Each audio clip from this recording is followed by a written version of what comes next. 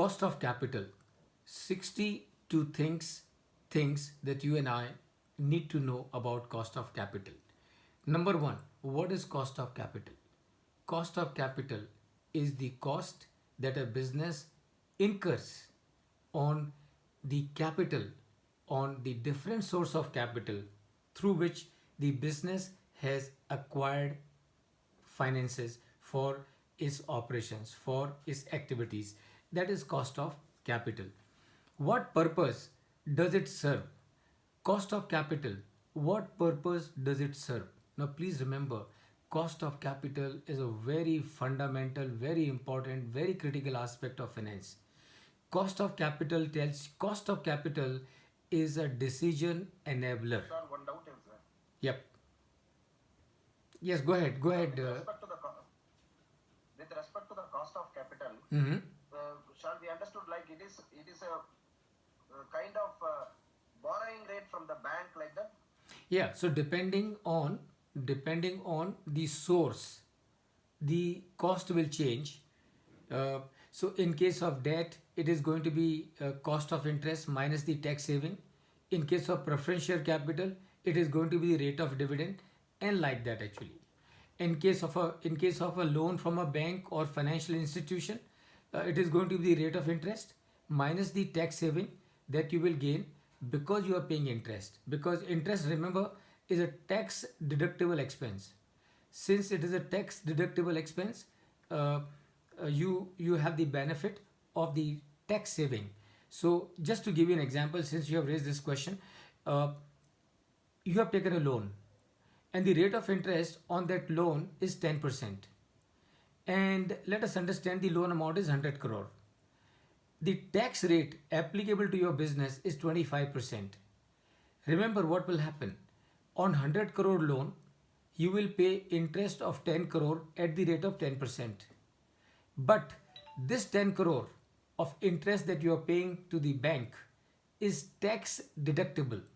That means from the profit that you would have earned, EBIT that you would have earned, you will deduct the interest of 10 crore, and then what figure you get, that is PBT, profit before tax, you will pay tax on that amount. So that means when you borrow, and please pay attention, when you borrow you pay interest, and when you pay interest you save on tax. So what is going to happen is, on this loan you will pay interest at the rate of 10%. Because your tax rate is 25%, you will save a tax of 2.5%. That means from your pocket you will be giving 10 crore, but you will be saving 2.5 crore. Effectively, what is going from your pocket is 7.5 crore, and therefore in case of a borrowed capital, your effective, the real rate of interest going to be 7.5% and not 10%. I hope that makes sense to you. Yes, sir. Yes, sir. Sir, Okay. I have one doubt, sir. Mm-hmm. Regarding this cost of capital, Mm-hmm. is there any guideline is there to say this is the rate we have to fix for this Okay. investment point of Now, view? what I will suggest, Sugmar, because all these doubts that you are raising are getting answered automatically as we keep on progressing. So Okay, sir. I have here answers to 62 questions. So Okay, sir. all your questions will get answered in any case. So what I can suggest is, you can, whenever you get a doubt, just write down on a piece of paper for your reference. And in the end, when we come to, or whenever I'm giving you the opportunity for asking the question, that time you raise your question or your doubt, and we will take care of it that time. Yeah. Fine, sir. Sure, Okay. sure. Sure, sir. Excellent. Excellent. Thank you. Very good. So question number 3. What is WACC? Is it same as WACOC? So WACC is weighted average cost of capital. Is it same as WACOC? Answer is yes. So weighted average cost of capital, you can call it as WACC or you can call it as WACOC. Both mean the same thing. What is weighted average cost of capital? Weighted average cost of capital is the combined cost of all the sources of finance in the business, and that is the weighted average cost of capital. That is your WACC. Question number 4. Are WACC and COC same or different? So WACC is what? WACC is weighted average cost of capital, which is specific. So WACC is the combined cost of all the sources of finance that you have. Cost of capital, please remember, is generic. Cost of capital is generic. So there is a cost of capital for preference share capital. There is a cost of capital for debenture. There is a cost of capital for term loan. There is a cost of capital for equity. So cost of capital, please remember, is a generic term, whereas WACC is a specific term, and that is the difference between the WACC and COC. So and that is the difference between the WACC and COC. So WACC is a specific, COC is generic. That means every source of finance in the business will have a cost of capital. So every source which is a source of capital will have the have the cost, and that is what is cost of capital of that source. Is WACC the COC, or COC is the WACC? So is weighted average cost of capital is cost of capital, or it is COC, or it is or COC is the WACC? The answer, please pay attention. Is WACC the COC, or COC is the WACC? The answer is WACC is COC for sure. Weighted average cost of capital is cost of capital for sure. But every COC is not WACC, because COC can be, cost of capital can be for equity, preference share, debenture, convertible bonds, non-convertible bonds. So the COC can be for every source of capital, and the WACC is specific. It is for the all the sources of finance in a business. Question number 6. Every WACC is COC, but every COC is not WACC, and the answer is yes. Every WACC is cost of capital, but every cost of capital is not WACC, because cost of capital can be for preference share, debenture, convertible bonds, non-convertible bonds, optionally convertible debenture, and so on and so forth. Question number 7. Can COC also be referred as cost of equity? Answer is no. COC only in one case can be referred as cost of equity, when it is the when we are talking in the context of equity share capital. So can COC also be referred as cost of capital? Only when we are discussing in the context of equity share capital, COC will be can be referred as cost of equity. Otherwise, COC will be different. So one time COC will be cost of equity, other times COC will be cost of preference share capital, other times COC will be WACC, other times COC will be cost of debenture, other times COC will be cost of non-convertible debenture, and things like that. Question number 8. Can cost of equity be also referred as a COC? Of course, yes. Because cost of equity is nothing but cost of equity capital. So COC is cost of capital, and cost of equity is also nothing but cost of equity capital. So the answer is yes. And of course, Sugmar, you will get the video recording of this session, and you will also get the PPT. So I'm sure you will be able to revise it further at that time. But in any case, we will keep on taking the questions from all of you from time to time. Between the COC and the COE, which is generic and which is specific? Now this is the question for you, and you can give me the answer. Question number 9. Between the COC and COE, which is generic, which is specific? Sir, COC is the generic, sir. Very good. COE is a specific. Excellent. Very good. Okay. Question number 10. Is cost of capital same as cost of equity, cost of debt, cost of preference share capital, cost of bond, cost of debenture, and also WACC? And the answer is yes, because every source of capital will have a cost, and that is the cost of that source of capital. So cost of equity will have a cost of debt is also source of capital, so that source of capital will also have a cost of capital. So the answer to question number 10 is yes. How to determine the cost of capital? Now this is the question that we discussed yesterday, but quickly let me mention it to you. How to determine the cost of capital? If it is preference share capital, how do I find out the cost of capital for preference share capital? Answer is very simple. The rate of dividend applicable in case of a preference share capital is the cost of that preference share capital. Period. How do I find out the cost of debenture and cost of debenture? Debenture, we all understand, is a debt instrument. So on a debenture, the company will pay interest. As I gave the example little while ago, let's say you have raised capital of 100 crore by way of debentures. Rate of interest is 10%. What will happen? On these debentures, which is the amount is 100 crore and the rate of interest is 10%, on these debentures, you will pay as a business interest of 10 crore. But remember, your tax rate is 25%. And therefore, since your tax rate is 25%, since interest is a tax deductible expense, what is going to happen?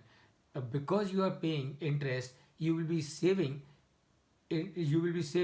tax to the extent of 2.5%, right? So your interest rate is 10%, that is your expense. Your saving is of 2.5%, that is by way of tax. So effectively what is going from your pocket is 7.5%, and that becomes the cost of debt instrument or debt, right? So this is how you will determine the cost of preference share capital, which is the given rate of dividend. In case of cost of debenture or any loan for that matter, the cost of any loan, any debt, whether by way of bond or by way of debenture or by way of term loan or by way of any other instrument, the effective cost of the debt instrument or effective cost of debt will always be the rate of interest minus the saving on account of interest, saving of tax on account of interest. So that is how you will determine the cost of debt instruments. How do you determine the cost of equity? I'm sure you will remember we discussed yesterday, that is CAPM model, capital asset pricing model. Unfortunately or incidentally, in the financial literature all over the world, there are so many models given for calculating the cost of equity. And I can tell you with full confidence that all these models which are given in the financial literatures all over the world, none of them will give you the correct cost of equity, because all of them will give you a different cost of equity. So if all of them are giving a different cost of equity, obviously something is wrong with those numbers, and therefore all the models of finding out the cost of equity are completely wrong. And those are absolutely, if you ask me bluntly, those are completely meaningless. The only model that you can use for the purpose of determining the cost of equity more accurately, more authentically, and that is your CAPM model. And why CAPM model is the most authentic? Because it takes care of everything. It takes care of the free rate of interest, risk-free rate of interest. It takes care of the risk by way of beta. It takes care of the market premium also. Because if you remember the formula for determining the cost of equity using the capital asset pricing model, what is the formula? The formula is risk-free rate of return plus beta in bracket, you write the market return minus the risk-free rate of return. Please remember, market return minus the risk-free rate of return is giving you what? It is giving you premium. So that means since you are investing your money into the market, right? So if the market is giving a return of 10% and if the risk-free rate of return is 7%, so 10% minus 7% is 3%. Now this 3% that you are getting is the market premium. What is market premium? Market premium is, since you are investing your money in the market, normally if you would have invested into a risk-free instrument, you would have got 7%. But since you are investing this money into market, you are getting a return of 10%. That means the incremental over the risk-free rate of return, that incremental is 3%. And that 3% which you are getting is on account of market premium. Please remember, it does not stop here.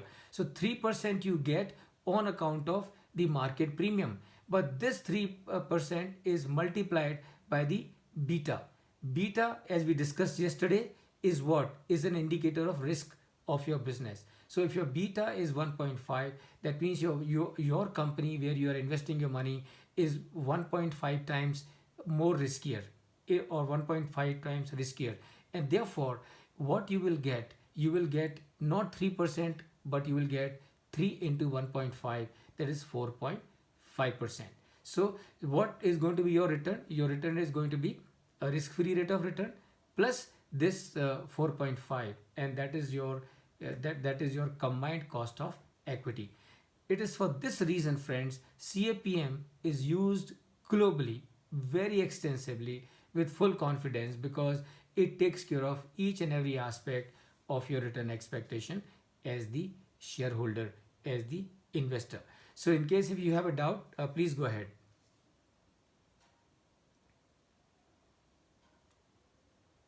Sir, Go ahead, please go ahead.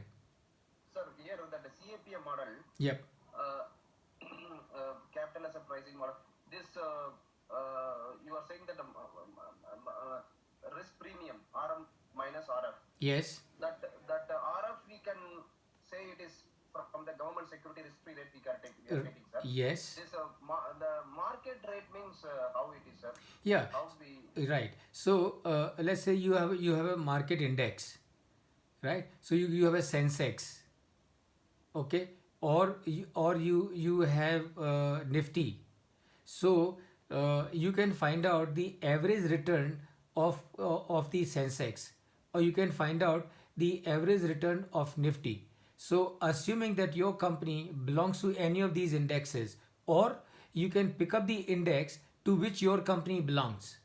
Or let's say, for example, in case if your company is not listed, then what you can do, you can find out any company which is of your type, which is listed. So then this listed company becomes a very approximate proxy of your company. So you would be able to find out the what is the return which the Nifty companies, what is the return on the Nifty, what is the return on Sensex. So that becomes the return that you must get when you are putting your money into the market, when you are putting your money, when you are investing your money into operations, into business. So that is the market rate of return. So let's say, for example, and this is possible, you know, if you go to the NSE or BSE or CNBC or Money Control. So if you go to any of these portals, you would be able to find out as to what is the average return the companies which are on Nifty getting, or what is the average return companies on Sensex are getting, or you know, or things like that. So that is the average market return. Meaning what? Meaning if you invest your money into the business, that means you are expected to earn that much of return. You are expected to earn that much of return. So let's say that return is 15%. And please pay attention. Let's say that return is 15%. And your risk-free rate of return is 7%. So that means you are supposed to be earning 15% return when you are putting your money into the market. So 15% what you are supposed to be earning.